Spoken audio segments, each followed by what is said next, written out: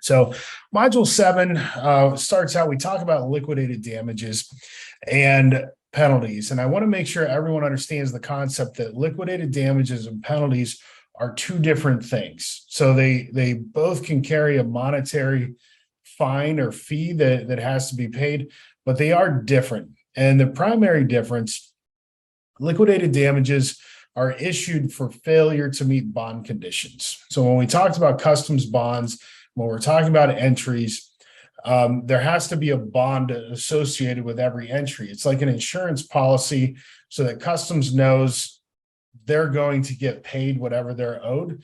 If the importer doesn't pay what's due, it's insured by that bond.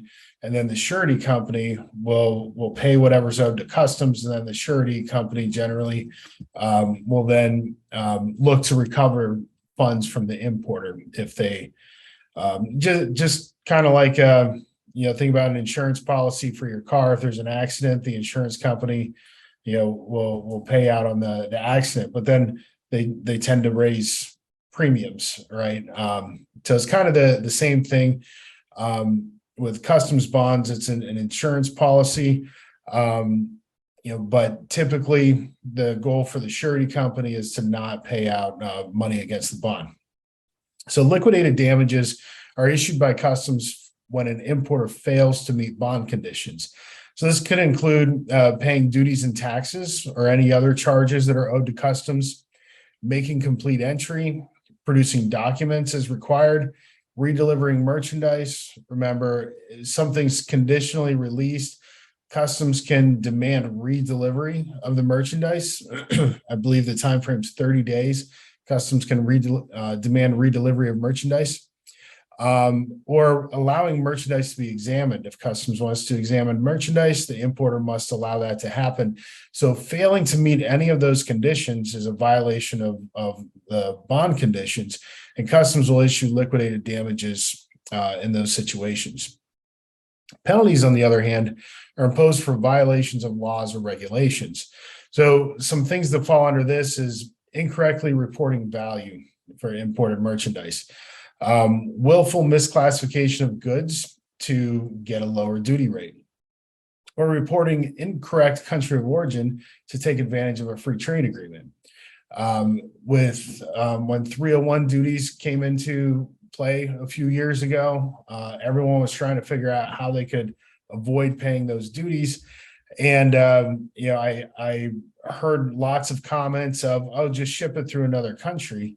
That doesn't work. If somebody got caught, say, shipping from China to, let's say, Canada, and then they cleared it in Canada and then exported it from Canada in the US, if they claimed that those were country of origin Canada, that is a situation that would fall under a penalty, because that's misrepresenting the country of origin to avoid paying those 301 duties. So things like that fall under the penalty area. So remember, failure to meet bond conditions or liquidated damages, violations of law or regulations are penalties, okay? And most of the time penalties are monetary, but they can go beyond that as well. So liquidated damages, they're initially assessed in the amount of the bond. So if you had an entry that was secured by a single transaction bond, and the bond was, let's say the single transaction bond was $5,000, and then the duty wasn't paid timely, so liquidated damages were issued, it would be issued in the amount of that bond for $5,000. And what we tend to see is most importers have a continuous bond. And so a scary thing happens when liquidated damages are issued. That first liquidated damages notice comes out with the amount of the continuous bond, which the minimum amount of a continuous bond is $50,000. Hopefully you guys remember that from the bond section. So let's say a late entry, it's the most common thing I see liquidated damages get issued for is, paying statement late or paying duties late, filing entry summary late.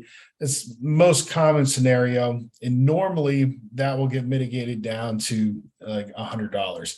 But that first liquidated damages notice comes out at $50,000 because that's the amount of the bond on file.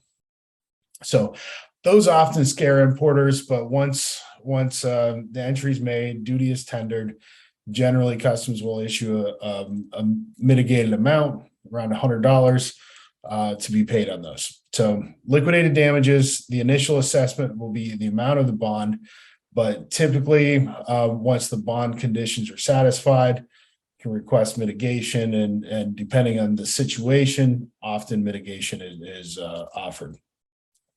Penalties, the amount is assessed as based on the degree of culpability. And there's 3 degrees of culpability: negligence, gross negligence, or fraud. And then related to those, if a prior disclosure is filed, the prior disclosure is basically the importers telling on themselves before customs finds it.